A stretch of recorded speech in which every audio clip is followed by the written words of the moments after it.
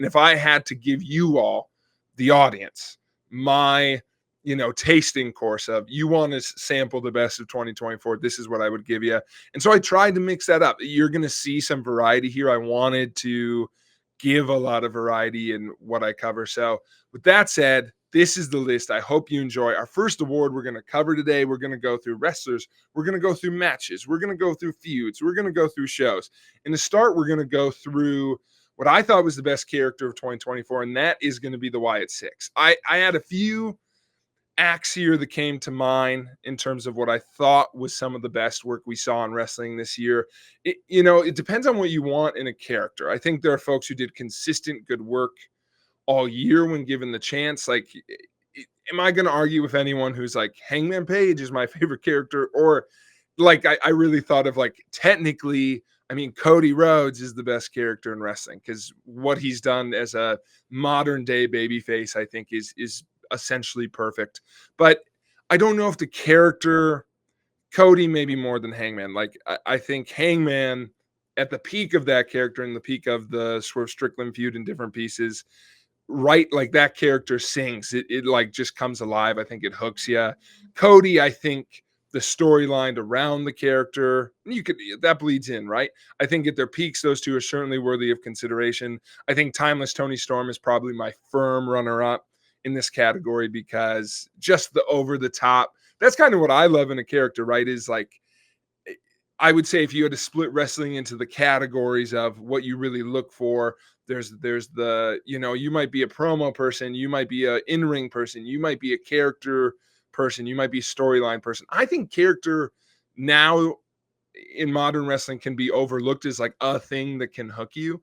I think with Timeless Tony Storm, I think sometimes folks were like, oh, I wish her direction was a little stronger. I wish she had more to do. And I agree, but I think it's okay that the priority of her time as champion was, I mean, this character's great, really well defined, and doing a lot of awesome character work. For me, that really works. I think using those examples, I think you can see why I've landed on the Wyatt Six as my top choice. I think the con of this is some of the things I've mentioned, but I think it does better than some of the other options I was considering for best character, which is this act debuted in June, right? So we're really looking at a half year of work for the Wyatt Six. I will say, compared to some of the other ones, there was some build up before that. I think WWE kind of ingeniously almost started building to this pretty deliberately with things like the Bray Wyatt documentary that had a very clear teaser for what became the Bo Dallas Uncle Howdy reintroduction.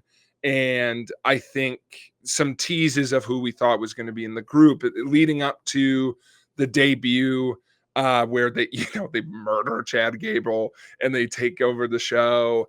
I think some folks are going to argue that spooky supernatural stuff doesn't work for them in 2024 turning into 2025. Firmly disagree. I think when you try and put ketchup on your mayonnaise, that's when you get tough times, right? If you want the storyline to be about, here's this wrestler going for the belt and for the achievement, for the competition of it all in wrestling, well then, yeah, don't maybe make that person an angel sent from heaven above, but I think to tell a story of literally, and I get so excited talking about this group, I think the highlights of the Wyatt Six were maybe some of my favorite moments in wrestling this year, which is why they're this pick for best character. Just the highlights alone, it's like, how do we tell the story of a group literally driven by missed opportunity? I think like the central premise, like, take the spooky stuff aside for a second and let me tell you about a group whose whole premise is around a dearly departed family member and friend and mentor, and then larger picture on a group of folks who saw, like, for chances out of their control, opportunity seized from them. We've got folks in this group who were released and came back. We've got folks in this group who, in a few different ways had other opportunities. Like, I think of Nikki Cross and like how she had to dress up as a superhero, and she was in a group and then not in a group, and like so many missed chances in so many different ways, highlighted of course by the leader Bo Dallas. To make that a story, great. how do we make that a character? Okay, awesome. All these folks wear masks and different, but the idea of like this group needing to do something, I love a character that works on multiple levels. And I think sometimes people don't read enough into this. And don't get me wrong, the story's not algebra, right? Like people can figure it out. I just don't know if they give it the credit I would give it, is the better way. Like if they sit with it, of course, it's not rocket science. But I think the idea that these folks have to go to a different place to get noticed, they have to do things maybe they wouldn't want to, but they clearly need to, is great. And then if I had to give you things to watch, right, I just don't know. Like I really think your only notch against this group in 2024 that I want to see for them in 2025 is just more consistent direction for them.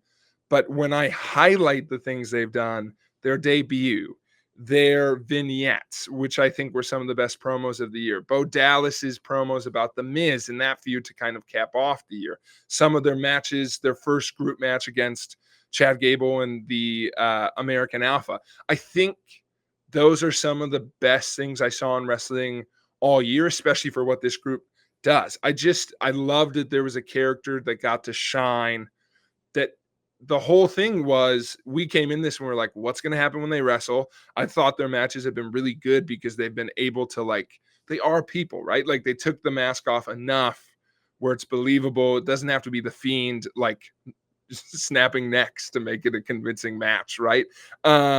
It's still fun.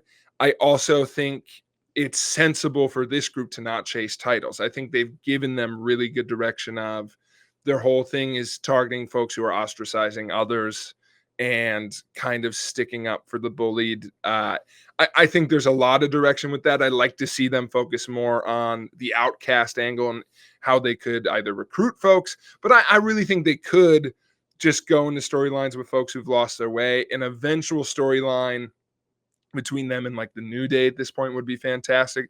But really all I have to do to sell this is I don't think you're going to find any better promo work this year than either. I think the two initial ones, and some folks will say, well, yeah, their best work was early, but Bo Dallas's promo about the Miz, who, just weaving in their history together is awesome. But I do think Bo Dallas / Uncle Howdy's interview with himself to start is as good an introduction to a character as you're going to get. And I really do think it's so sad that I don't know if folks want to revisit in that way. I really do think the best promo I saw in all of wrestling this year, because of what it was, is if you're going to consider in that way, it has to be Eric Rowan. Every person in this group got a chance to speak, but Eric Rowan, again, getting a chance in a meaningful way that's not just pity porn, right? Like I'm not watching Eric Rowan feeling bad for him and going, oh, geez, so sad. Like I'm rooting for him because of it, because of the story he's telling about just this real life tragedy of this guy who's lost a few folks so close to him in the wrestling sphere, getting an opportunity to work and, in his words, do them justice and do this for them while still missing them.